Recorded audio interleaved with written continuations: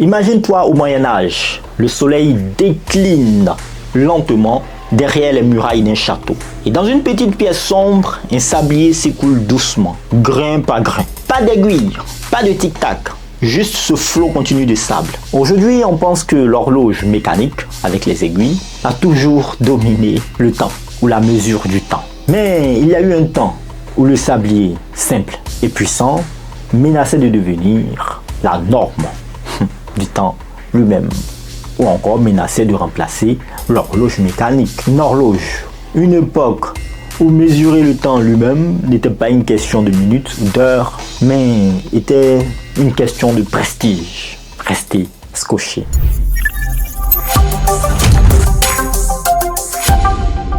Bienvenue dans ce nouvel épisode de Science et Culture TV. Aujourd'hui, nous faisons un épisode très important qui s'appelle Voyage dans le temps. Il s'agit de prendre un objet du quotidien et de le décortiquer scientifiquement et culturellement et historiquement.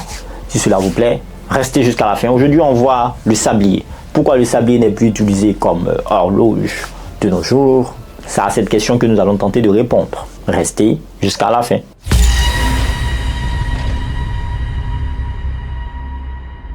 Pour commencer, d'où vient le sablier? Eh bien, le sablier est né il y a environ près de 1000 ans. Personne ne sait exactement quand, mais on a retrouvé des illustrations médiévales du 8e siècle qui montrent déjà cet objet.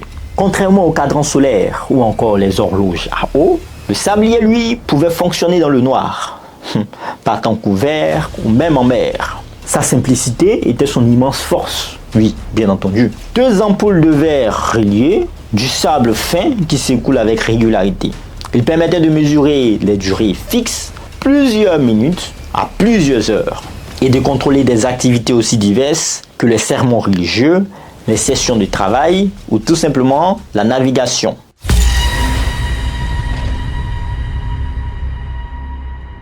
Au Moyen-Âge, le temps était lié intimement au pouvoir. Oui, vous avez bien entendu. Maîtriser sa mesure, c'était dominer les rituels, l'organisation sociale, la guerre et même le commerce. Les monastères utilisaient le sablier pour rythmer les prières, heure fixe sans erreur possible. Dans les navires, il servait à mesurer la vitesse en mer, le fameux nœud de marine, et à calculer les distances, un savoir précieux pour l'exploration. Dans les tribunaux, le sablier symbolisait aussi le temps imparti à chaque plaidoirie, rendant visible l'écoulement de la justice. Mais ce contrôle pouvait rapidement se transformer en pouvoir politique. Oui, celui qui contrôlait le temps détenait une forme de légitimité.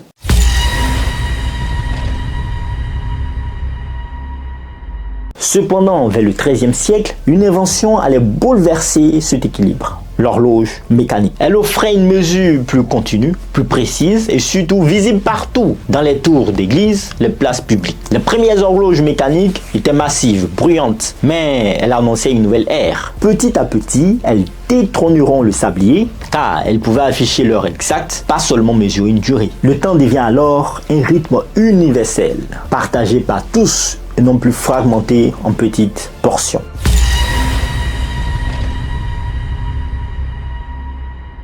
Mais le sablier n'a pas lâché prise, sans combat, oui. Alors que les horloges étaient rares, coûteuses et nécessitaient les artisans spécialisés, le sablier, lui, était un outil du quotidien. Dans certaines régions, il a même perduré jusqu'au XVIIIe siècle. Et dans certains usages, cuisine, jeux, sciences, il reste encore aujourd'hui un symbole de précision du temps. Son potentiel était tel qu'il aurait pu devenir le symbole universel de mesure du temps dans le monde. Si, bien sûr, la mécanique n'avait pas aussi évolué aussi rapidement dans le temps.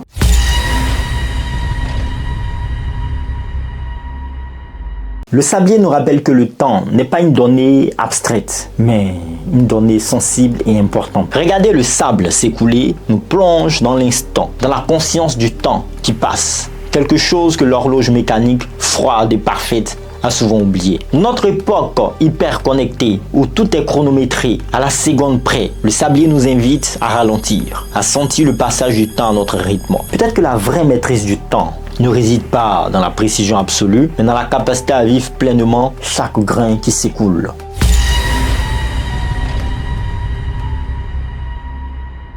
Alors, la prochaine fois que tu verras un sablier, pense à cette histoire cachée du sablier de l'horloge mécanique. Un combat entre simplicité et complexité mécanique, un combat entre imagination humaine, un combat entre expérience humaine et machine. Le sablier a failli dominer le temps et aujourd'hui, il nous exhorte encore à écouter le souffle du temps. Et toi, comment vis-tu ton temps? Alors, j'espère que tu as apprécié cet épisode. On se verra encore vendredi prochain pour parler d'un autre objet du quotidien. Pourquoi pas la fourchette, la cuillère ou encore un autre objet du quotidien. Portez-vous bien, faites le plein de savoir. D'ici là, on se verra lundi pour le prochain épisode sur des cultures assez différentes qui se nomment au-delà des normes. Portez-vous bien. Faites le plein de savoir chez vous. Peace.